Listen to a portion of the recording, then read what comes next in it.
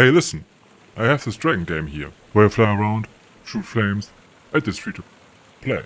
That sounds really great. How many are still playing? No, stop. He said it's free to play. You're full of shit. How many? Century Age of Ashes is a free-to-play multiplayer dragon battle game, in which you control one of 3 different dragon riders and shoot fireballs and breathe flames at your opponents. The matches happen in somewhat small arenas and you mostly fight enemy teams of 6 people. The Steam player base is extremely small, hovering around 300 players.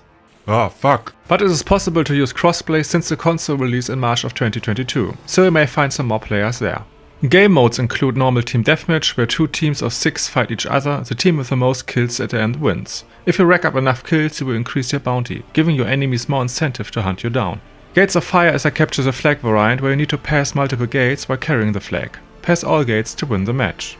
In Spoils of War, you need to collect gold from NPC dragons that you then carry back to your base. Attacking enemies allows you to steal their gold, and there are also multiple pickups, like a key to lock the enemy base preventing them from collecting gold, or a bomb that blows it up, allowing you to steal their gold. In Last Team Standing, 3 teams of 4 players face each other. Players need to manually respawn their teammates by collecting their badge and flying to a respawn point. If all players of a team are dead at the same time, that team is eliminated. Before you start the match, you need to choose between 3 classes: Marauder, Windguard and Phantom. The Marauder can easily hunt down enemies with his Hunter's Mark and Frostballs. The Phantom can place mines and cloak himself to deal sneak attack damage, and the Windguard can boost teammates' shields and deploy toxic smoke to disparage pursuers. With Century being a free-to-play game, there is of course an in-game shop. For around $10 you gain 1000 premium currency, for which you can buy 1 helmet or a cape. Wow. A new dragon costs around $11 to $15, which is a little pricey.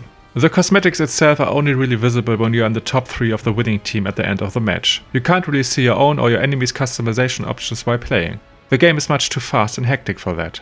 But they need to make money somehow, and you don't really need to buy anything. There are only cosmetics in the shop, nothing will change the gameplay. New dragons? Yes, I buy them. Oh yes, they are so colorful. You don't need them. I'm sorry, but you just don't need them. Ah, shut up. Another way to gain new dragons is to hatch a previously equipped egg and raise the dragon through completing different tasks, like playing 5 matches with a class or getting 20 kills. The gameplay itself, especially controlling your dragon and flying around in combination with the camera, needs a little time to get used to. But if everything works, you really get the feeling of controlling a dragon.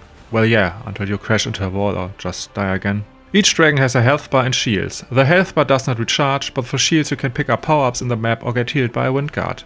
The dragon is able to shoot 2 fireballs in quick succession that automatically recharge and can lock onto enemies, and if you get close enough you can use your fire breath. Each class has access to a passive skill, a special attack like frostballs, and a class power.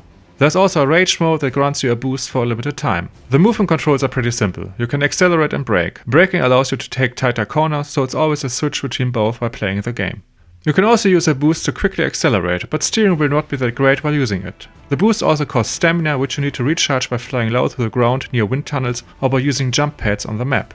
You can also find different pickups on the map, shields to recharge your own or unlimited stamina for a time. If you're really a fan of dragons and want to fly around as one and don't want to fall back to a PlayStation 3 game, try it out, it's free to play. For anyone else, the game is pretty meh. Only 3 classes and around 4 to 5 maps is a little bit lackluster. The game was released a year ago and did not receive that many updates, and the player base reflects that. Oh, come on. Try it out. Shut up! I also have some issues with the UI. Why are depleted stamina pips nearly the same color as full ones? Wouldn't it be better to make them bright blue or something? And why are important parts of the UI, like a health bar, stamina, ability cooldowns, always disappearing? It's probably tied to flying fast or using a booster, but I would really like to see such important information all the time. At least give the players the option to switch it to always on.